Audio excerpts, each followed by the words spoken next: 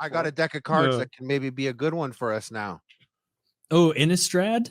Yeah, let's see if we. I think I've got most of a booster box of Innistrad on my shelf over there. What's that one card that's supposed to be a good one here? Gustav, Edward Gustav. There's one card in here that's like worth a lot in this pack. I don't know the sets well at all. I haven't been into Magic as much the past couple of years, but I always find my way back. Magic's always I made a 30-minute video essay on Magic, the history of it, because I was like talking to ChatGPT.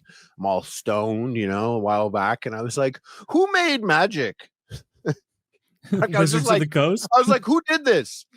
And it was like this guy Richard Garfield, who was trying to sell a game called Robo Rally.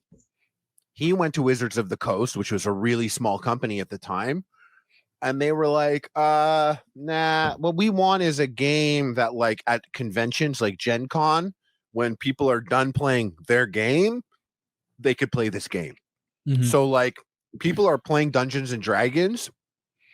They don't want to carry your box with your pieces and all your shit.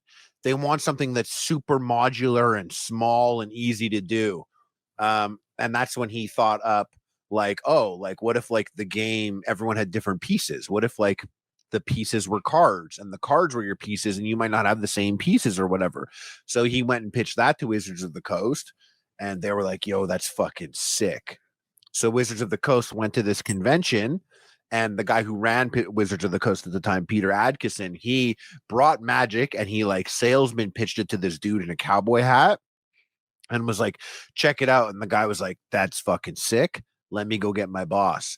And he went and he got his boss, who was a guy with a bigger cowboy hat. Yeah. Actually, and that guy came and he was like, whoa. He was like, that's really good. That's a good idea. Let me get my supervisor. And he went and got a guy with a bigger cowboy hat. No, this is seriously part of the story. No, it's part of the story. And then he saw it. And he was like, that's the sickest shit. Let me get the head honcho. And the guy with the biggest fucking cowboy hat comes out with the sombrero. Yeah. And he put $40K down on it, which was the first run of Magic the Gathering, which was like 2 million cards or whatever. Mm. And they sold it at Gen Con the next year. That's when they unveiled it. The Magic the Gathering alpha packs, which are like the most valuable ones. If you have an alpha pack now, you could open one for like 10 to 15K. Mm-hmm. And the first day at Gen Con, like the cards didn't show up.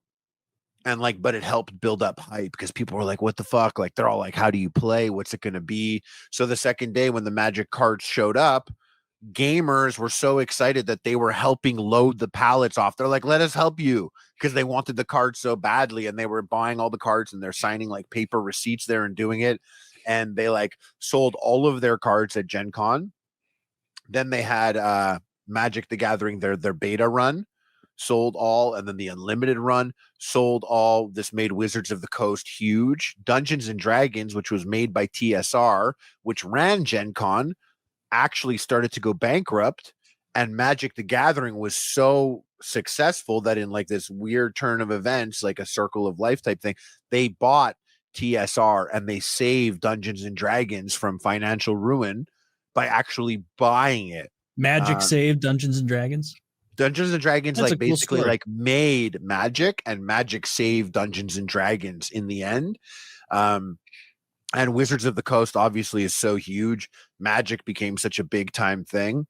And what's really crazy was like Magic the Gathering was like, it was all like fantasy. And like, I used to just read the flavor text and look at the cards and thought they were so cool. Dude, the art is so good. Yeah. And I never had any idea about what it was, but people were like touchy about the art.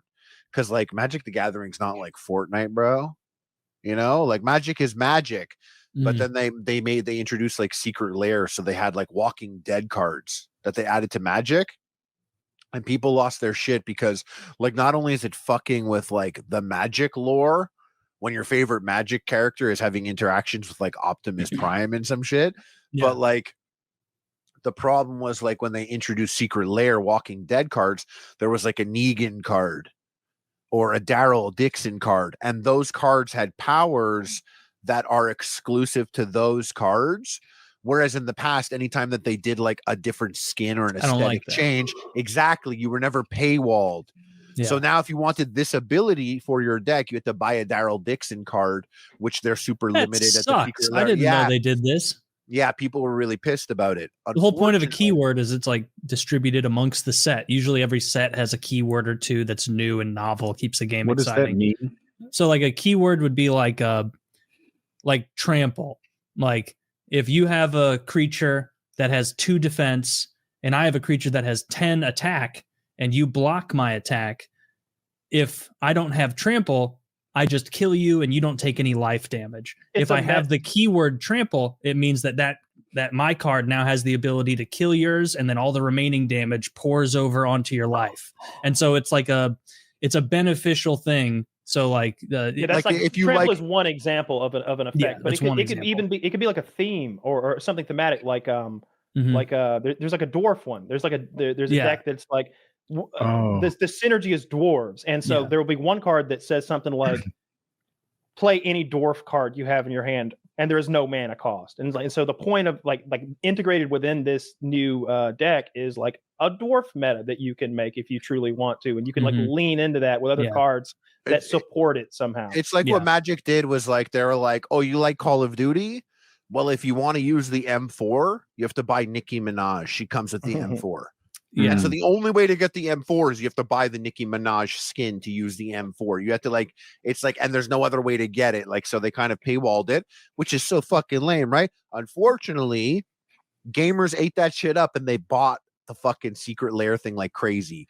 So, and what's really crazy is Magic's been around for 30 years. From the years 2016 to 2020, the amount of Magic players doubled in that 4-year period. And this was all like due to the secret lair shit and excitement and stuff like that.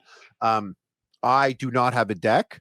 I have like this and a couple other Innistrad things, and I have like a 3 booster thing that I haven't opened. You don't have any decks? Like any physical decks? I never played it before or anything like that. Like, you got to get we texted about it. You got to get MTG Arena. I'm all over it. I played this. I have this because I've been playing the shit out of Arena. I'm now like, oh, I understand the game. Okay, well then I know how to play. I'll get your like player code or whatever after this, and I haven't played Arena in a long time, but I'll play you. And I sat there and then I'm like, I don't understand how the fuck you could play this game, because sometimes it'll be like, this card, your target gets +2 in the event that a flying creature enters the game. If blocking or block target has a copy card in your opponent's graveyard, then this character gets +3/+3. And I'm just like, what the fuck are you talking about? And then I play the card, and it does like 10 mathematical things, and I'm like, your connection's on, Harley. We're losing you a little bit, Harley. And now we can. Say some of that again. I was literally in my head. I'm like, we're finally talking about like Magic or something, and he's fucking breaking up. I'm like, no, so there's a lot of contingencies to know. You have to know the right contingencies and the mathematical calculations that happen to some of the contingencies. And what I happen to find extremely appealing about Magic is how broken the game can be when you play a certain card. Yes. Now, like, it's the type of thing that, like, if I didn't know this through the app and someone played a card, and they're like, oh, yeah, this card. So I take that guy off your plate. And now my guy, these 2 guys get +10 defense, +10 offense, +10 defense. I'd be like, hold on, stop. What the fuck are you doing, bro? Hold on. Yeah. I'm sure it's not all that. But no, like some cards are literally like, like I was playing a game of Magic and I knew I'm using just the pre-made deck. The pre-constructed decks that they gave me. I haven't messed around yet. I'm just still learning. And I'm playing this guy who I could tell isn't using the pre-con decks because I could tell some of the cards are different and all that. And we get to a point where I have 46 health. He has playing 5, a White Angel deck, probably. He has 5 health. And I'm like, I think this is supposed I think I'm walking into a trap. It's like the guy he spent money in the game on Arena. I haven't spent money. He has he has a pet walking around over there. He has like a fucking special avatar I don't have. Yeah. I have so much health. I'm like, there's no way I'm about to beat this guy 50-0. So I'm like, something's up here. And I see he's doing these moves or whatever. He's like exiling his own cards. He's like putting his own cards in the graveyard. We get down. It's risky business. It's like 46-50. We did some necromancy thing, right? Dude. And then like he plays this card. I have like one like healing lifelink 1/1 attack character that's like a bird, just like a bird. Yeah. I have that, and now all of a sudden he plays a card. Every card in his graveyard and every card on my graveyard is now on his side, and they all have like plus extra damage chips and stuff. So I have this one bird, and he has literally like I have to like scroll the screen left and right to see all of his cards, and they're all ready to attack. My bird is tapped. Like I have like 46 health. He has 5 health, and like he goes all attack, and the damage is like 23. Yep. And it's like lifelink to him. So he's like, I'm like in one move, 2020. I just have my one bird. So I'm like, I go to fly. He lets it attack. It goes and I hit him, and I get 1 health, and then he's like all attack again. And like, but 2 rounds before, I'm like, good game. Good game. Yeah, you never want to send a premature good game in Magic, because like if someone's sending their own creatures to their graveyard, like you better hope you have a way to exile that graveyard and get it out of the game. That's what I like about Magic, is that like everything is so unfair that nothing's unfair. Like they don't have the pretense of like, oh, well, unless a card goes bananas and is just clearly just ruining the meta, they won't ban it. Like so many cards are OP that they like. There was a card that was like meta in blue for a long time that like you could borderline play if you set up the right combo. You could play this card that like costed 7 that was like take an extra turn after this one, and then there were other cards that's like mimic or duplicate every spell you play when you pay this mana combination with it, and then you could like make that infinite. And so like they'd hit this combo and it'd be like, all right, well, I'm just going to resign because I'm not going to sit here while you take infinite turns. And like, you remember Winona, Joiner of Forces? I remember Winona. Yeah, I remember Winona when you got into it with me, and I was like, this is going to be great. Kyle and Chiz are going to play Magic with me. And then immediately both of them were online. Like, what is the most powerful deck I can make right now in Standard? Oh, Winona, this like borderline busted card. Like, and now it's not even seen as that strong. Well, they banned it. Are they? I don't remember if they banned it or if they changed some game text or something on it. Maybe they removed it from the red meta or something. Like it was a thing. Yeah, it was so strong. Yeah. If I remember correctly, let me see. It was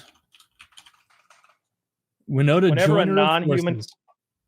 Whenever a non-human creature you control attacks, look at the top 6 cards of your library. You may put a human creature card from among them into the battlefield, tapped and attacking.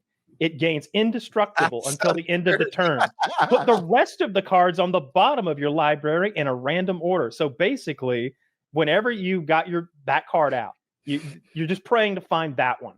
And then you have to set it up a little bit, but then you like flip, get out 6 cards, and you play like 4 attacking cards that were indestructible, along with Winona at the same time. It was a cool knockout blow. It's just a nasty deck. It's very cool. I like playing red too. I like playing just like burn deck, just simple burn deck that's trying to run through their turns before they can get you.